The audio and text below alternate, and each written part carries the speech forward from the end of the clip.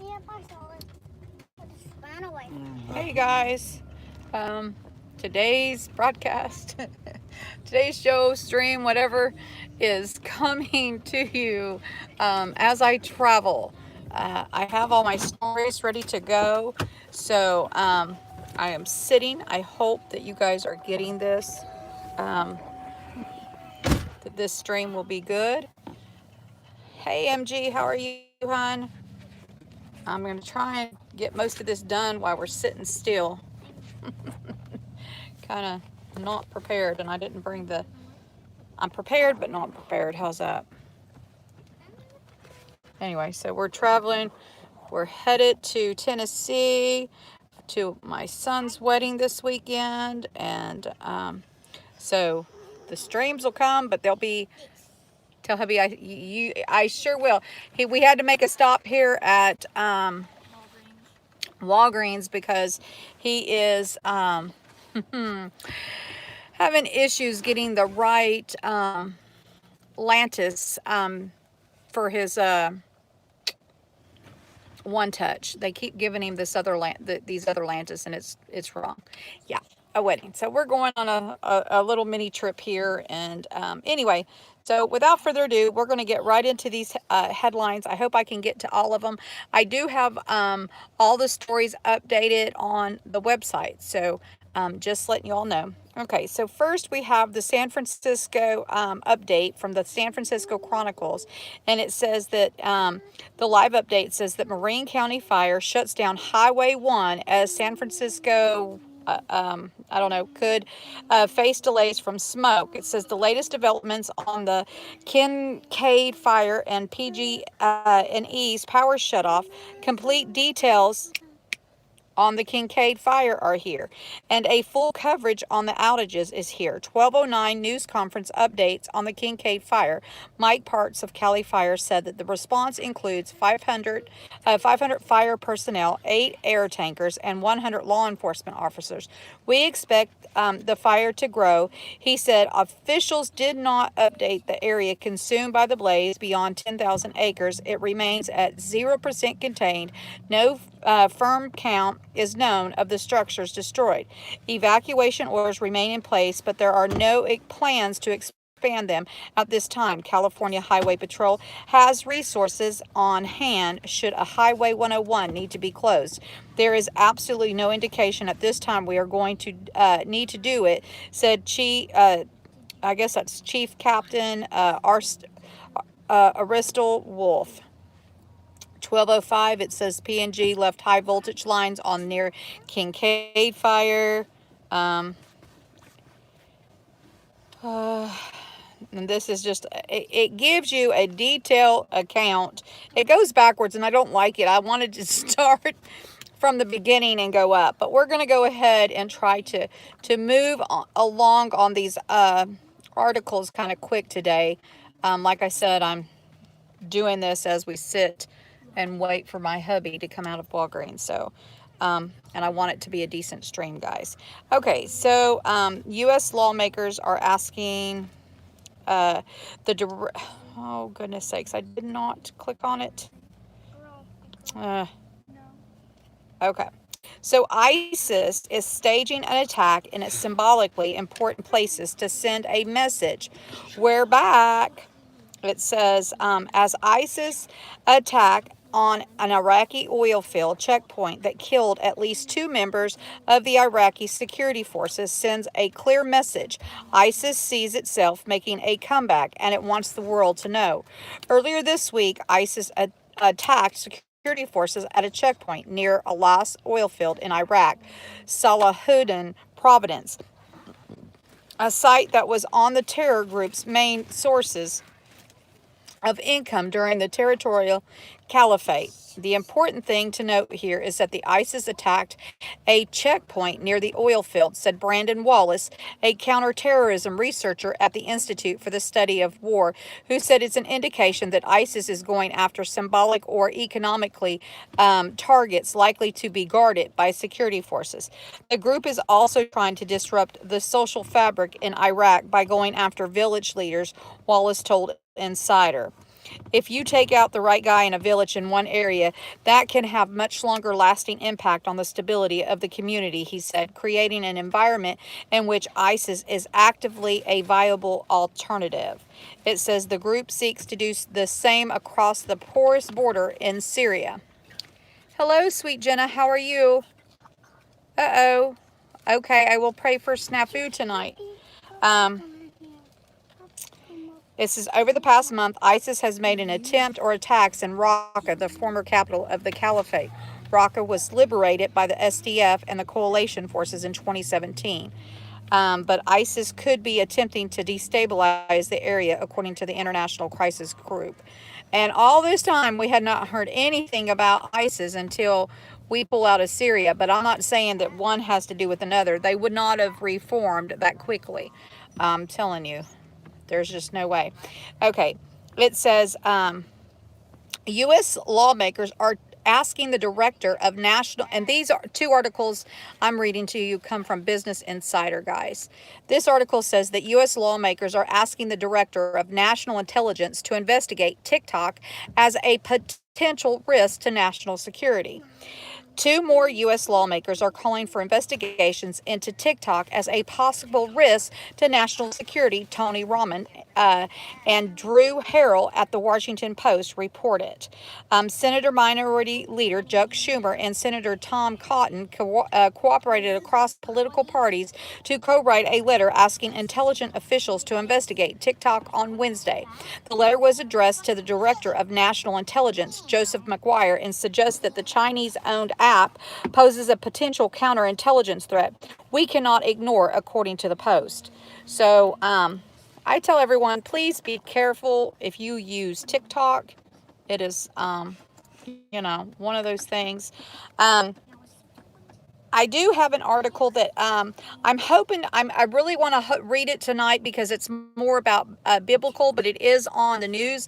I'm going to give you the headline, and I'm going to save this article and save it for tonight. But it is the Dead Zone Scholars Tackle Biblical Flood Enigma Amid the Ancient Ship Graveyard Discovery. And this article comes from Sputnik News. But again, I'm going to skip that, and I'm going to save that for tonight, guys, because we will still have our Bible study. Zero Hedge has this article. It says, the harrowing facts of Chicago homicide. The dire conditions under which black residents live in Chicago seem like an insurmountable problem. Gang violence, drug, poverty, and poor educational systems are endemic in certain areas, and city's Democratic leadership does not seem interested in addressing these issues. Of course, the primary issue in Chicago is arguably the outrageous homicide rate. Most of the violence is related to the gang activity, but Chicago is unique among similar afflicted cities, and that the gang's violence problem is not just the result of poverty or cultural issues. One of the worst aspects of these homicides is that very few cases are solved, meaning most of the criminals responsible do not face justice. Yes, it is devotion. Love you, Mama. Chicago's unsolved homicide rate. While many factors play into the epidemic of gun violence in Chicago, the lack of effective policing is a key culprit.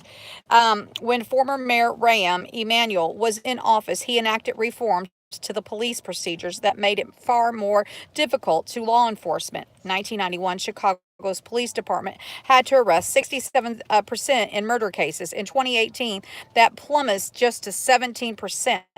So as you can see, now the rest of this article is on the website, but as you can see, the reason why there's such a high crime rate is because they're not solving any of these murders. And that is key when you're trying to make your city safe. I have another article, and I'm going to read you real quickly the title. Angel Car saves Arizona family after smashing into a suspected drunk driver running a red light, video shows. And we will save this for tonight as well. Let's see. There's so many articles because I don't want it to cut out. U.S. B-52 simulates bombing run near Russia Kaliningrad reports. It says there was the second time in recent days that the U.S. bomber approached Russia's border and appeared to carry out a bombing simulation, with the previous incident taking place on October 19th. In that incident, Russia Su-27 fighters was scrambled to escort a USAF B-52H approaching Crimea. A US B-52 Stratoforce strategic bomber has carried out simulated bombing of the Russian Baltic fleets. Based in the exclave of Kaliningrad Aircraft Monitoring Resource, the plane radar has reported sighting tracking data. The tweet reads, at 15:40 Moscow time, the U.S. Air Force Boeing 52 Stratoforce Trust strategic bomber, tail number 610025, call sign BRGO1, took off from the RAF Fairford Air Base, is carrying out simulations of the bomb. Hopefully that didn't mess up my stream.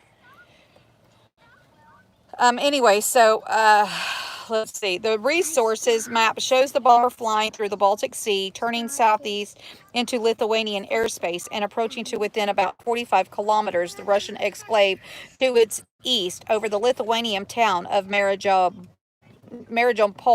A day earlier, Russia's defense ministry revealed that the Aerospace Defense Forces Su-27 scrambled from base in Crimea to escort a B-52, which approached Russian borders in the Black Sea, with the jet reportedly shadowing the bomber at a distance of the 70 kilometers before returning to base. The U.S. Air Force deployed a task force of the four B-52s and about 350 airmen to the RAF Fairford earlier this month, with the bombers originally placed at Barksdale Air Force Base in Louisiana, about 8,650 miles from the Russia Kaliningrad. The U.S. and the NATO allies regularly send bombers, reconnaissance aircrafters, and drones east to test Russia's borders in the Baltic and Black Seas and near the Russian airbase in Syria. In 2018, Russia air defense troops reported tracking nearly 3,000 foreign military aircraft. In addition to the flights, NATO has substantially increased its military footprint near Russia's borders since 2014 Ukraine crisis, conducting drills in the region and increasing the number of foreign troops permanently deployed in the Baltic countries, Poland and Romania. Moscow and its allies have repeatedly expressed concerns about the NATO buildup, with officials warning that such incidents increase the risk of escalation into a full-blown military conflict. And like I said, guys, we need to be keeping our eye on Russia. And I think it's alarming, all this stuff taking place. And again, this article is on the website. There was a car bomb that, and that was from Sputnik News. This article is from Zero Hedge, and there was a car bomb that rocks northern Syria after hundreds of ISIS prisoners escape. On Thursday, a car bomb detonated in the town of Tal Aviv, wounding several Turkish-backed Syrian fighters outside their militia headquarters, following at least 3 other similar blasts this week, which targeted various groups fighting in northeast Syria. The AP reports there was no immediate claim of responsibility for the bombing and confirmed that similar bombings have taken place in the past in another enclave held for several years by Turkey and Syria allies on the northwest part of the border. Multiple civilian casualties have been reported in each case. This sudden spat of mystery bombs attacks in a heavily trafficked civilian area suggesting a resurgent ISIS could already be at work after this month's Turkish invasion of Syrian Kurdish areas has resulted in a mass ISIS prison break in this region. And again, there is more to this article. I don't want to lose you guys. There's not much more, but you get where it's going. So again, we've got to keep our eye on Syria and all this stuff going on with Russia and everything. Of course, that's a quick excursion if they can come together that quick after we've just only been gone just for such a short time. Um, Pence slams China, and this also from Zero Hedge. Pence slams China for curtailing liberty, human rights, jabs at Nike, NBA. It says the headlines from VP's Pence Thursday morning speech are rolling as expected. The aggressive tone toward China mirrors a speech as he gives a little more than a year ago. He also slammed the NBA for acting like a wholly owned subsidiary of the Communist Party. It says last Friday, stocks took a sharp turn lower following news that Vice President Pence was set to deliver his long-awaited, twice-delayed China speech today at 11 a.m. at the Wilson Center in Washington, about a year after he harshly criticized Beijing in the address at the Hudson Institute think tank. That speech was widely viewed as the most critical remarks by such a high-ranking U.S. official in recent memory. The address is expected to reflect on the U.S.-China relationship over the past year and looks at the future of our relationship. Get that. While tone and the sentiment of Pence's speech are also unknown, what is well known is that the vice president has traditionally been an outspoken hawk when it comes to China. As such, as a vital knowledge pointed out, if Pence's speech this turns Thursday about China is anything like his one from past October 2018, the marks will not be happy. That may also explain why despite being higher in the pre-market, stocks swung since opening for trade on Thursday. Pence's speech is coming just weeks after President Donald Trump gave a vague outline of the first phase of the deal with Beijing and the threatened tariff hike, signaling a thaw in trade relations between the two countries. But at the same time, Washington put Chinese video surveillance firm Hikvision and dozens of other Chinese entities on a blacklist to punish them for their treatment of Muslim minorities, ratcheting up pressure on Beijing over human rights issues. As such, the risk is that despite the mixed signals, Reuters reported that many China watchers see Pence's role as playing bad cop on China so that Trump can shift his tone as he sees fit to strike a deal with the Chinese president Xi Jinping. So is Pence about double down on his unprecedented China criticism, or will they turn a page after the latest trade war ceasefire? As Bloomberg pointed out a week ago, if the U.S. purposely planned a speech by Pence calling out China before Trump and Xi meet in November, it won't help to foster trust. If indeed Pence plans on reviewing his criticism of Beijing, it won't help sentiment between the two superpowers, which may be precisely Trump's intention. Consider that in recent days, consensus appears to have shifted that the U.S.-China diplomatic conditions are improving. However, if the Fed agrees with this risk, that Powell will resume hiking just as Trump faces election in 1 year's time, risking another market crash at a critical for Trump's re-election time. As such, what better way to extend the Fed's easing for another 3 to 6 months than have to have a bad cop Pence slam China, forcing Powell to remain dovish for the foreseeable future and keeping stocks gravitating to a new all-time high. So we'll have to wait and see. I haven't heard the speech. I'm sure he's already given it, though. But I have been so busy, guys. Like, truly busy. Hi, Scan. How are you? I can't see everybody. It says, this from RT, says Pence blasts the U.S. cooperations for bowing to China. Says they should bow to Washington instead. U.S. corporations should stand up for American values, but instead They are wholly owned by the authoritarian regime in China. Vice President Mike Pence said in a speech, singling out Nike and the NBA for criticism. China has been trying to export its domestic censorship by playing on a corporate greed and pressuring corporate America to toe the party line, the VP argued in a speech on U.S.-China relations on Thursday. As an example, he brought up the basketball league penalizing a manager after comments made in support of protesters in Hong Kong, at which Chinese authorities were offended. Some of the NBA's biggest players and owners who routinely exercise their freedom to criticize this country lose their voice, and when it comes to the freedom and the right of the people, Pence said. In siding with the Chinese Communist Party and silencing free speech, the NBA is acting like a wholly owned subsidiary of the authoritarian regime. So he's slamming them here. That was his quote. It says Pence also went after the sportswear company Nike, which famously partnered with social justice activist Colin Kaepernick for domestic advertising campaign about the importance of values. Nike promotes itself as a so-called social justice champion, but when it comes to Hong Kong, it prefers checking its social conscience at the door, the VP said. Embracing censorship is not just wrong, it's un-American, he said. Instead, he argued U.S. cooperation should stand up for American values here at home and around the world. It is unclear whether the U.S.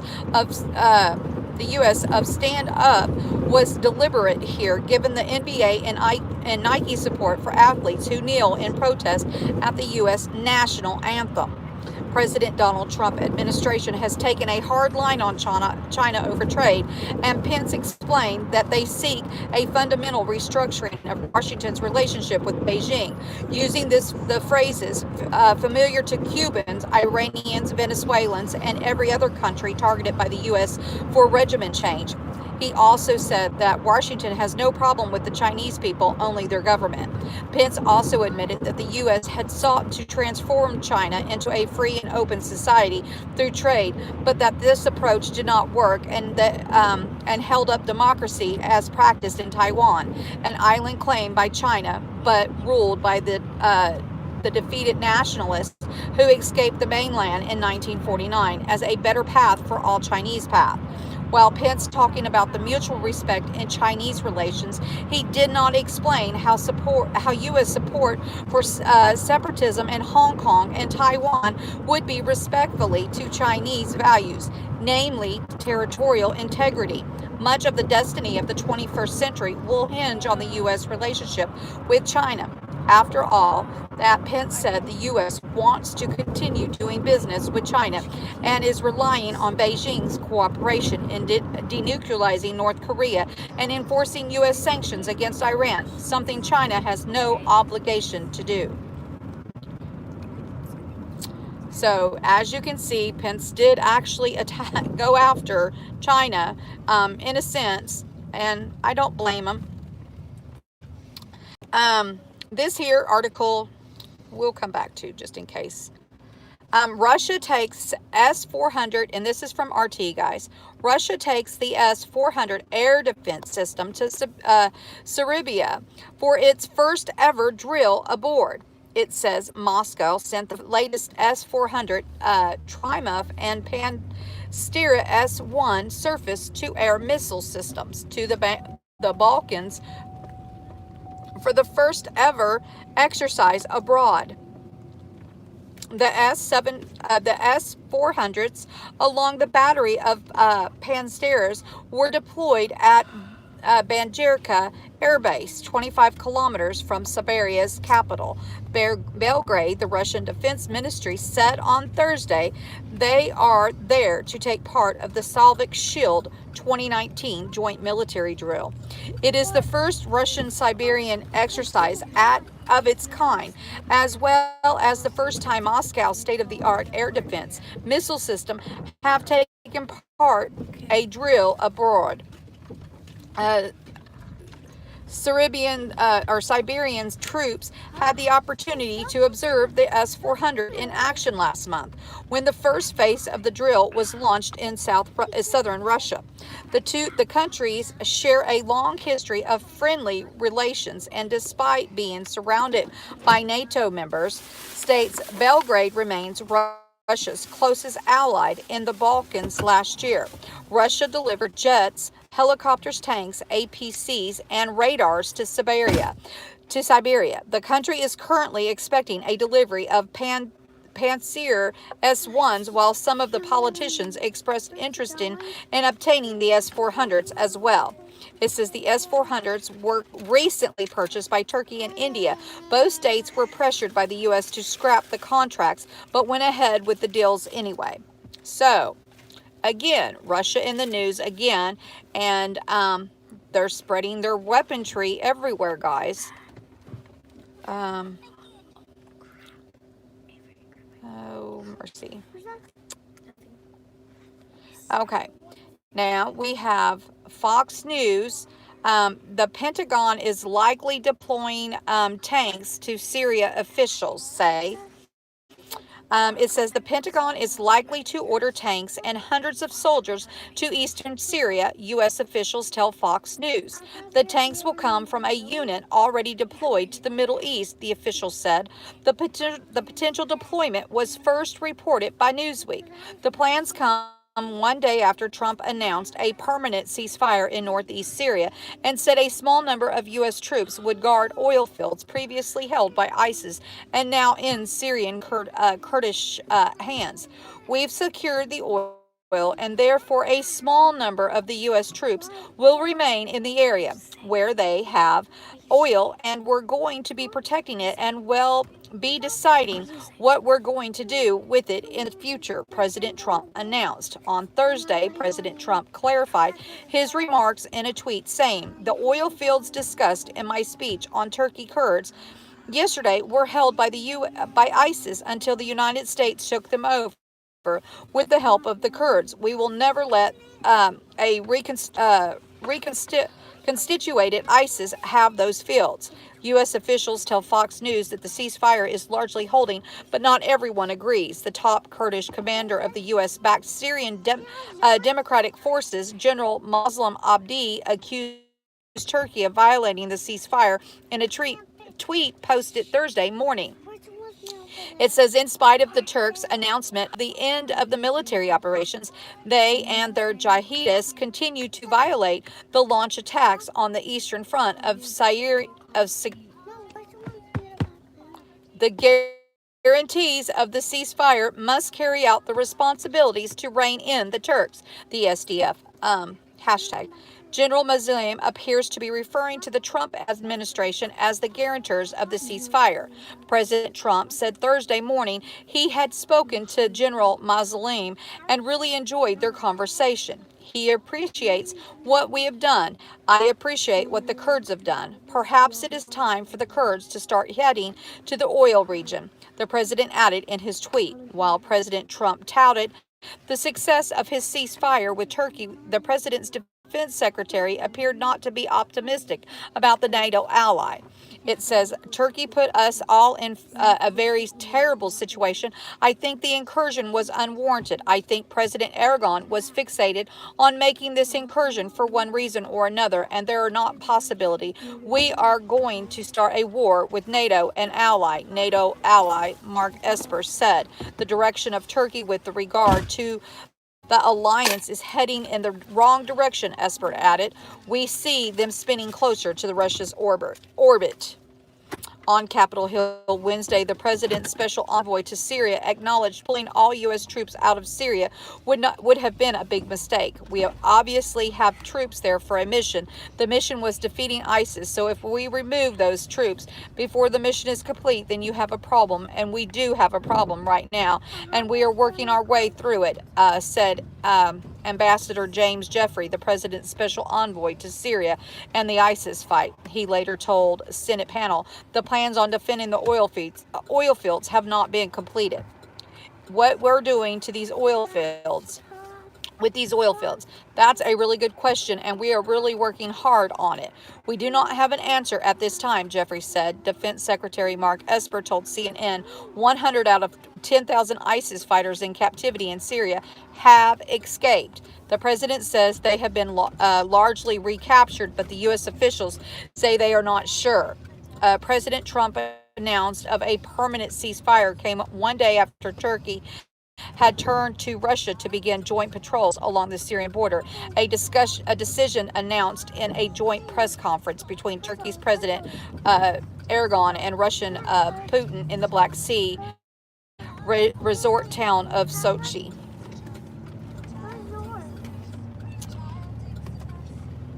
And then we have...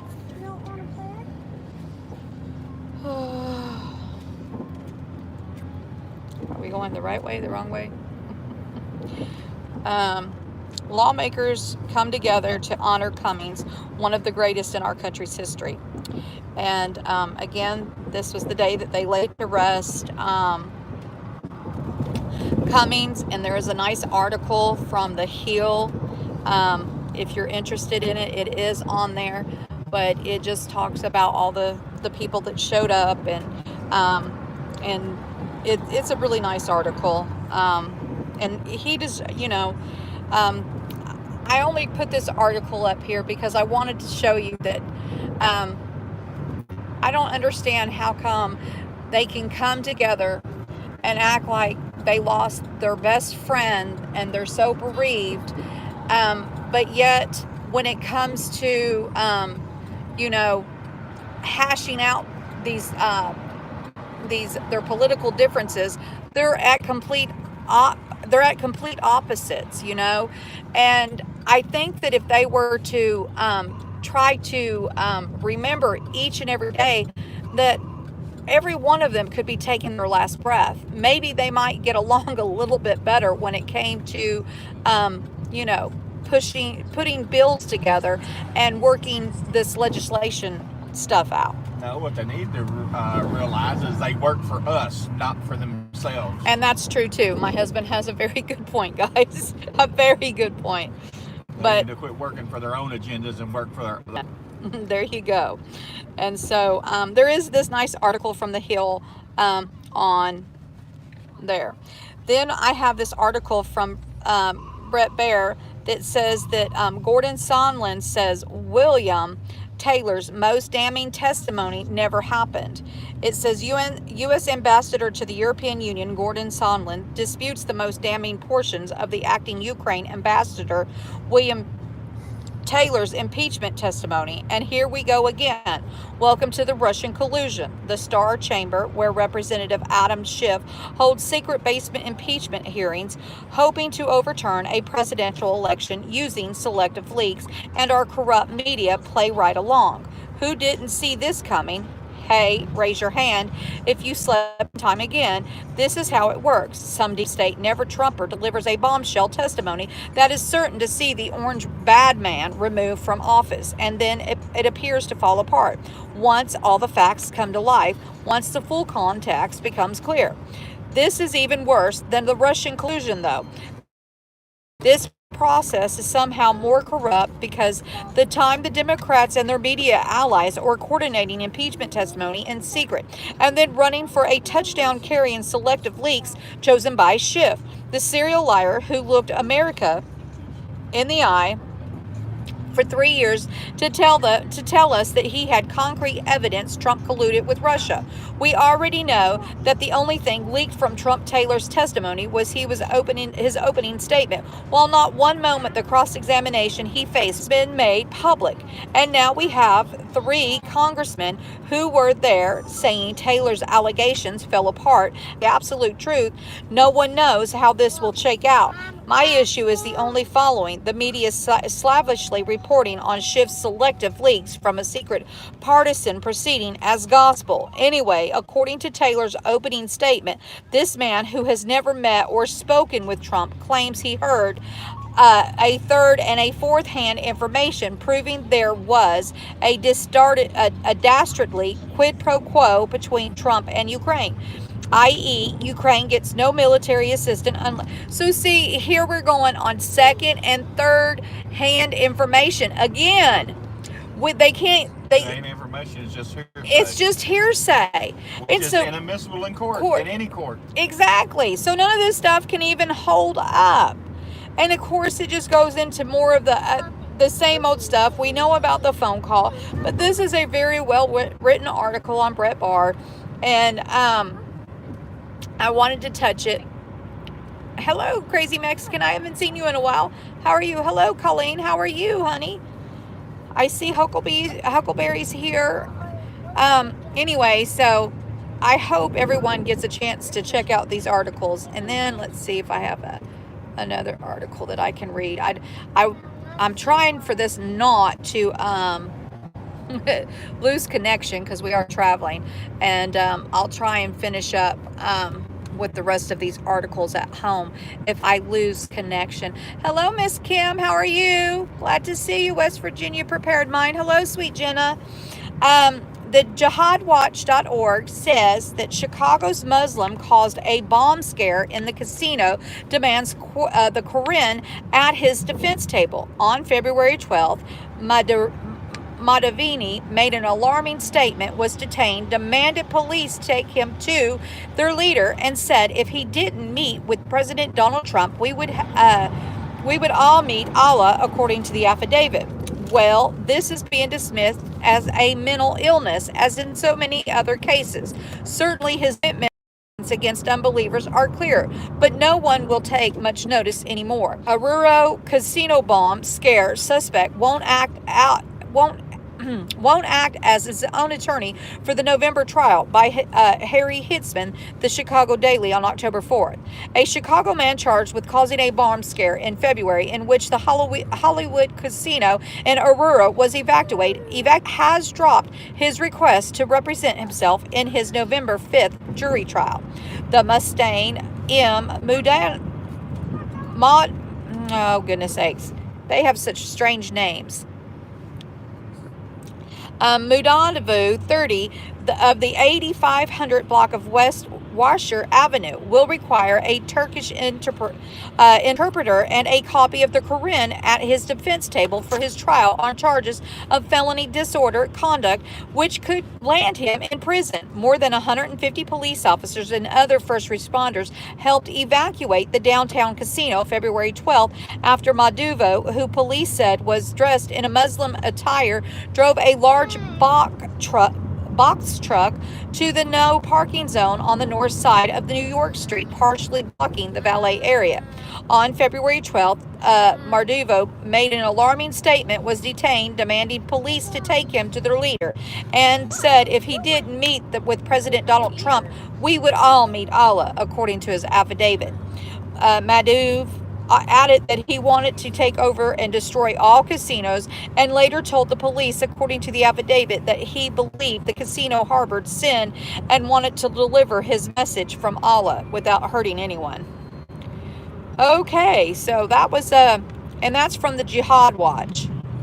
So, and then this comes from Vice.com, and it says that one of Rudy Giuliani's indicated pals just tied his criminal case to Trump. It says, when the best of the Vice news straight in your box. Okay, yeah.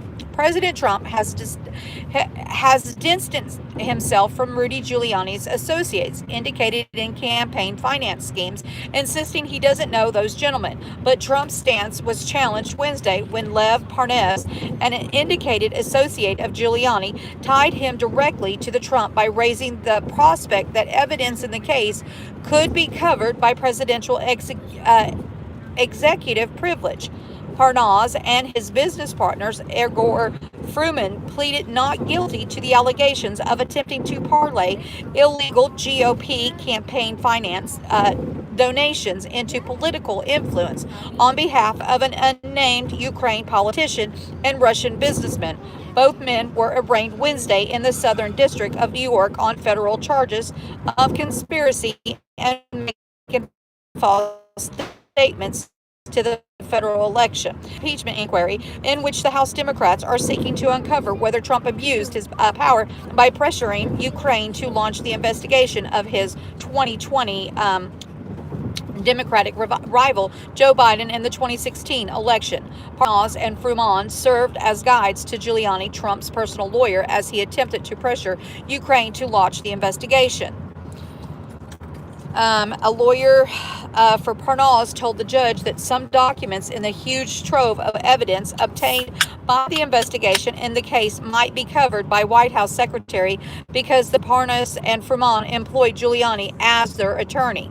Mr. Parnas was using Rudy Giuliani as his lawyer. Some of the companies were using Giuliani as their lawyer, Parnas' attorney Ed McMahon told the judge, according to CNN. And then we have the issue of Mr. Giuliani working as a personal attorney for the president.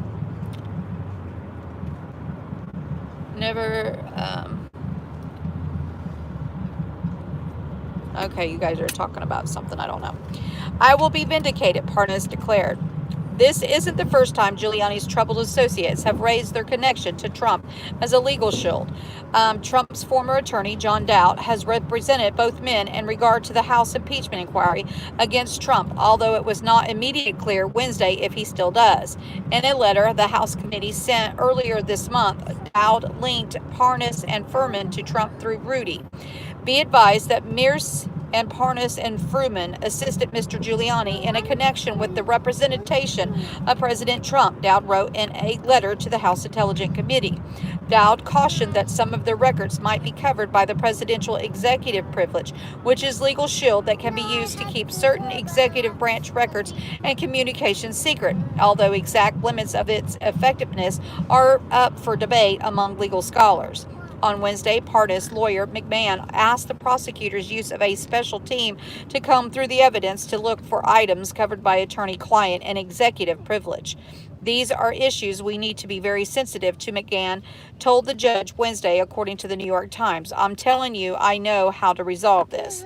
Afterwards, McGahn told reporters he doesn't actually know how the White House might go about exerting their special presidential shield of secrecy exactly. I don't know any more about how to invoke executive privilege than anyone else, he said. And this is, like I said, from Vice.com. Anyway, let's see. I don't know if I have another article. Excuse me. Sorry, guys.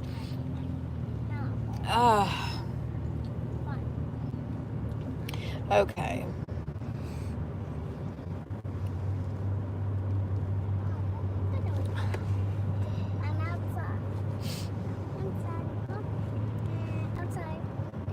Okay, it says this from defensenews.com, guys. It says Washington, the use of House Representative, has launched a new task force to examine how to maintain the Pentagon's technological edge against Russia and China, as well as take on a sacred cows along the way, its chairman said Tuesday. And this is from Defense News, guys. Led by the House Armed Services Committee members, Representative Seth Moulin, a Democrat from the Massachusetts, and Jim Banks, a Republican from Indianapolis, the bipartisan Future of Defense Task Force has a 6-month charter and a broad scope. It's expected to step back from the annual budgeting cycle that dominates the committee's work to examine long-term national security strategy and help the Pentagon become more innovative, technology speaking. The new group has a charter to review U.S. defense assets and capabilities and assess the state of national security innovation based to meet emerging threats and ensuring long-term strategic overmatch of competitors. To that end, it's expected to hold a series of hearings and closed door briefings and eventually issue a report with recommendations, even if they are unpopular. We're saying we don't think enough people are asking the big picture questions about how we prepare for 30 years from now. And I think a lot of people at the Pentagon will agree with that. Multane said, adding that the America must match China's efforts to leap ahead technologies and a long-term planning. He and Banks held a roundtable with reporters Tuesday. There's no question that the model has changed and innovation is no longer coming from big government contracts, Multan said. The United States has to be smarter about adapting to this world. There's a joke inside the Pentagon. If only the Chinese would back our acquisitions rules and copy them, we'd be more competitive. That's a reality. The task force first hearing is set for October 29th with the former Obama-era Undersecretary of Defense for Policy, Michael Flournoy, and former Senator Jim Talon, a Republican from Missouri. Additional hearings could feature defense industry and outside-of-the-box witnesses, Banks and Moulton said. Potential topics for scrutiny include disruptive technologies like artificial intelligence, biotechnology, and the fifth generation network known as the 5G hypersonic weapons, and the Pentagon's existing innovation organizations such as the Defense Innovation Unit. And there's a little more to this, but I wanted to point out this 5G hypersonic weapons. If this is wrapped around and based around this 5G, how are we going to operate this? How are they going to maintain the manpower to run and control these things if it's being so it's like being microwaved? How is it going to be safe? Are people going to constantly wear all this heavy equipment to keep them safe? I mean, I just ask, who is going to want to wear this stuff? Who's going to want to maintain this equipment? Everyone hears the alarming reports about 5G. Do we really have equipment that's going to keep us safe from the equipment that we're operating and that we're trying to carry out to defend ourselves? Just a question, guys. But anyway, as you can see, there's quite a bit of articles on there. PTSD will have a show of its own. I'll let you know. There you go. And that's what I'm saying. I think that, I want to advance with all this, technology, but whenever you're using 5G and it's unsafe and everything else, are these people going to have the personal equipment that is going to be necessary to protect themselves? That's my main concern, I know that there's equipment out there to protect your house now, and everything else, as far as this 5G goes, but you have to be able to afford it. And I know that the military can afford it, but are they going to have their people, are they going to have something for them? And that's my main concern. Yeah, it's probably going to be like a phone or something, gives a little shield around that keeps the 5G out. Well, some kind of little energy field that'll keep them protected from it. All I can say is I hope so. Now, this article comes from RT, and it says, space-time tunnels, scientists reveal how to find wormholes if they really are out there. Physicists have published a new methodology that will surely delight hardcore science fiction fans, and how to guide by finding wormholes, a theoretical structure that provides passage between different areas of space-time. In theory, a wormhole could link together two parts of space at a totally different points in time and regardless of the distance between them. However, reliable sci-fi pilot device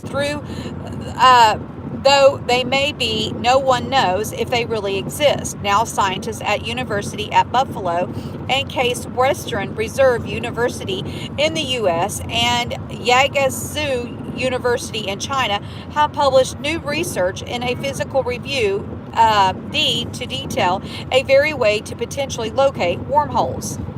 They propose honing in on a Sagittarius A, believed to be a supermassive black hole right in the center of our galaxy. Wormholes, in theory, require the extreme gravitation conditions of such an enormous black hole. If a wormhole exists, then the stars nearby would be affected by the gravity of the stars on the other side of the wormhole's tunnel. So the researchers argue that searching for anomalies in the orbits of the stars close to Sagittarius A. However, don't get your hopes up that the prospect of the time travel via wormhole just yet. Study co-author Dr. Dejane Stanchevlik says that if wormholes even exist, they can probably not as we've seen them in our screens. Even if a wormhole is transferable, people and spaceships most likely aren't going to be passing through. He says, realistically, you would need a source of negative energy to keep the wormhole open, and we don't know how to do that. To create a huge wormhole isn't that stable. You need some magic. There's also the chance that using this methodology to locate wormholes could simply find other structures that might give us a rise to the same effects on nearby stars as wormholes do in theory. And I don't know if I can, the picture, I don't think you guys are going to be able to see it. It's too, the screen's too bright. Anyway, I was going to share the picture.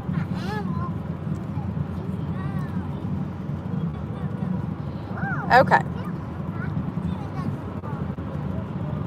And I have a couple of other articles, but for whatever reason, they're not loading. And so I'm going to have to wait till I get to the house and I guess do like a part 2 to the news. Possibly.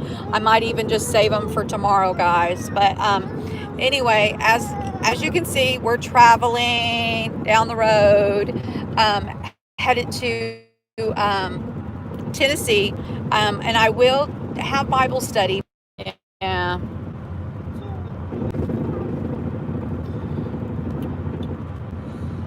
Okay, guys. I'm starting to buffer because we're getting further out anyway. I know.